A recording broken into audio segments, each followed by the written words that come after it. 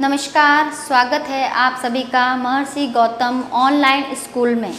आज हम कक्षा 10 के अंतर्गत जो है पाठ्यक्रम परीक्षा 2022 के बारे में चर्चा करेंगे।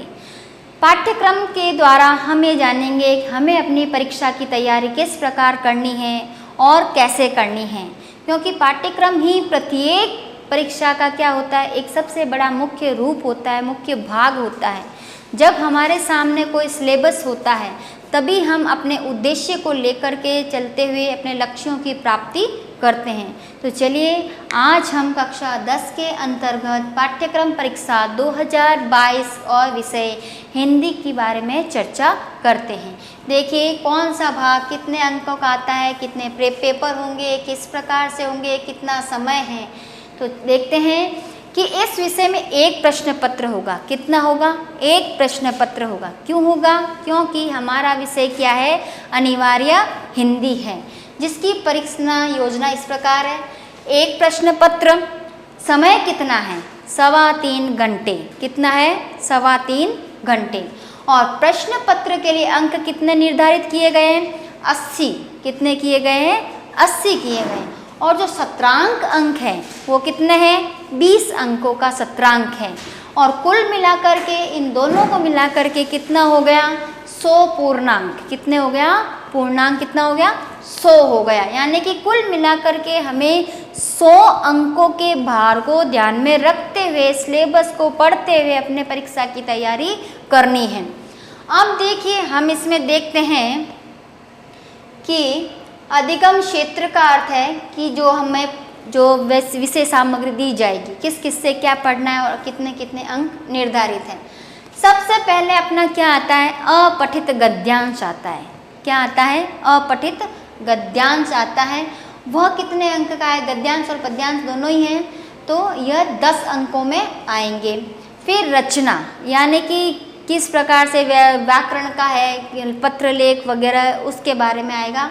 वो कितने अंक का आएगा? अपने 14 अंक का आएगा। कितने अंक का आएगा? 14 अंक का आएगा। इसके पश्चात व्यवहारिक व्याकरण ज्ञान। व्यवहारिक व्याकरण में क्या होता है? संज्ञा, सर्वनाम, क्रिया इत्यादि का ज्ञान होना अनिवार्य है। और इसका अंक भार कितना है? 10 अंक है। कितने अंक है? पूरे 10 अंक है। यानी कि आप देखिए एक एक अंक का हमारे लिए बहुत ही ज़्यादा महत्व है। पाठ्य पुस्तक अपनी कौन सी है? इसके अंतर्गत क्षितिज भाग ली गई है और कौन सा? दूसरा भाग है। इसमें भी अपने 2 की पुस्तकें हैं, एक है क्षितिज और एक है कृतिका। एक क्षितिज है और एक कृतिका है। अब इसमें क्या होता है, क्षितिज भाग की जो पाठ्य पुस्तक का अंक भार है वो कितना है? 36 है। कितना है? 36 है। और दूसरी पुस्तक का अंक भार कितना है? 10 है। कितना है? 10 है। देखिए अच्छे से देख लीजिएगा, बहुत ध्यान से समझिएगा, क्योंकि हमारे आगामी परीक्षा में यह बहुत ही सहायकपूर्ण होगा। इसके बाद में देखते हैं क्या आता है। अपठित बोध आता है। यानी कि अपठित का अर्थ क्या होता है? जो हमारे द्वारा पढ़ा न गया हो, जो हमारे द्वारा पढ़ा न गया हो, तो वो उसके बारे में आएगा। इसमें सबसे पहले गद्यांश आएगा। क्या आएगा? गद्यांश आएगा, जो कि कितने नंबर का है? 5 अंक का है ये। और ये भी कैसा आएगा?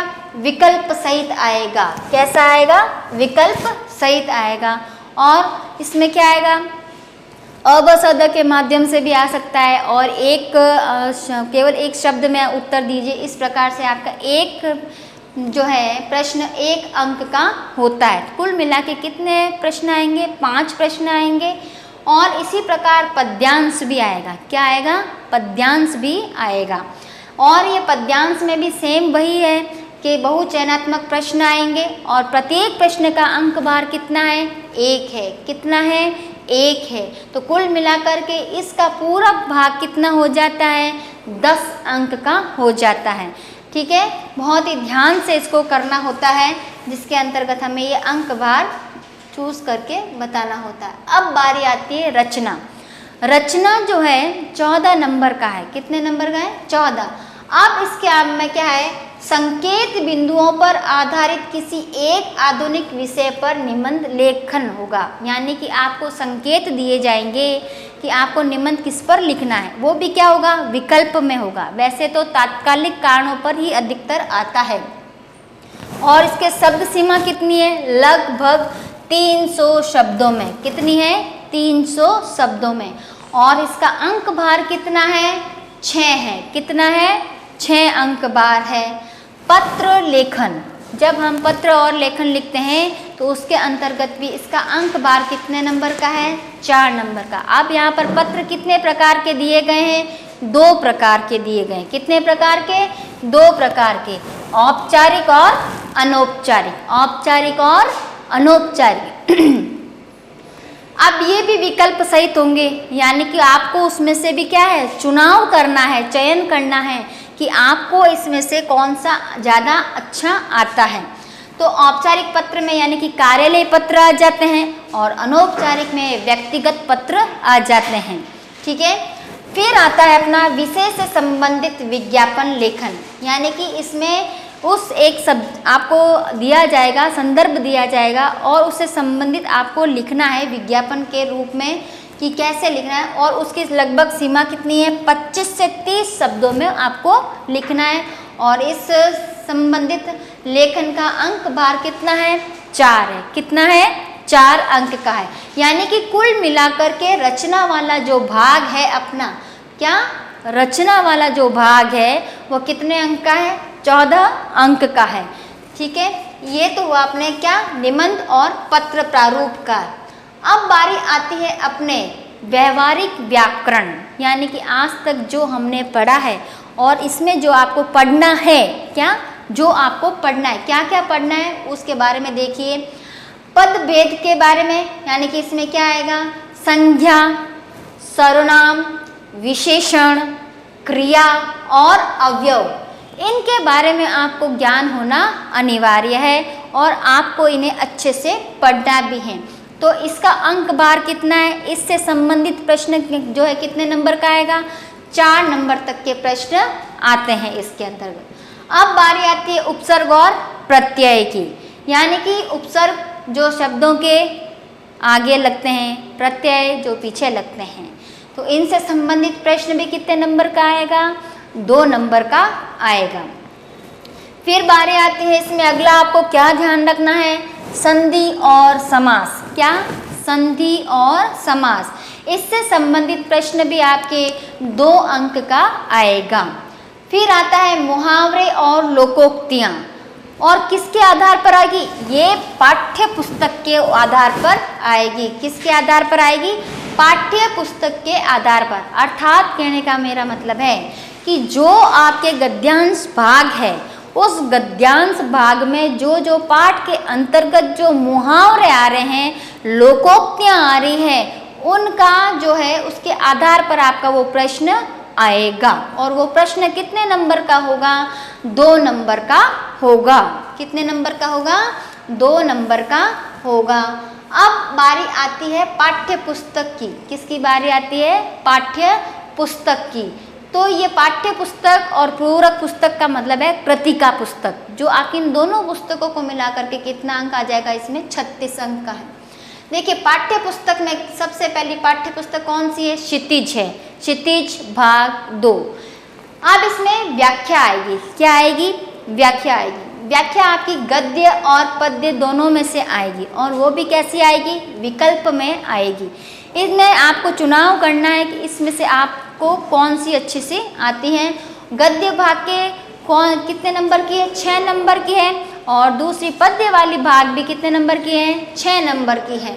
इसके पश्चात आप देखिए 2 निबंधात्मक प्रश्न आएंगे। कितने आएंगे, 2 निबंधात्मक प्रश्न आएंगे। एक गद्य से आएगा और एक पद्य से आएगा। क्या क्या आएगा, एक गद्य से और एक पद्य से। कुल मिला के आप देखिए आपको अच्छे से निबंधात्मक प्रश्नों को भी तैयार करना है, और वो भी कैसे आएंगे, विकल्प में आएंगे। यानी कि उन 2 प्रश्नों में भी आपको चयन करना है कि आपको उसमें से सबसे बेहतर कौन सा आता है, और इनका अंक भार कितना होगा, मतलब प्रत्येक प्रश्न कितने नंबर का है, 6 नंबर का है। तो 2 प्रश्न है तो कितने हो गए, 12 अंक हो गए। अब फिर आता है लघुत्रात्मक प्रश्न। क्या आ जाता है, लघुत्रात्मक प्रश्न। ये एक गद्य में से और एक पद्य भाग में से आएगा, यानी कि इसमें से निबंधात्मक 2, इसमें से भी 2, एक गद्य और एक पद्य।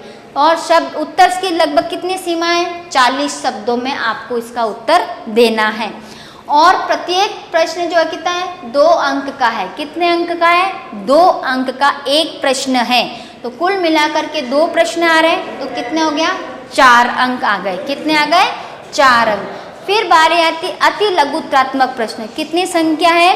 4 है। कितनी है? 4 अति लघुत्रात्मक प्रश्न आएंगे, 2 गद्य भाग में से और 2 पद्य भाग में से, 2 गद्य में से और 2 पद्य भाग में से। इनकी शब्द सीमा कितनी है? 20 शब्द सीमा है ना, कि 20 शब्द इसमें होने चाहिए। और प्रत्येक का अंक भार कितना है?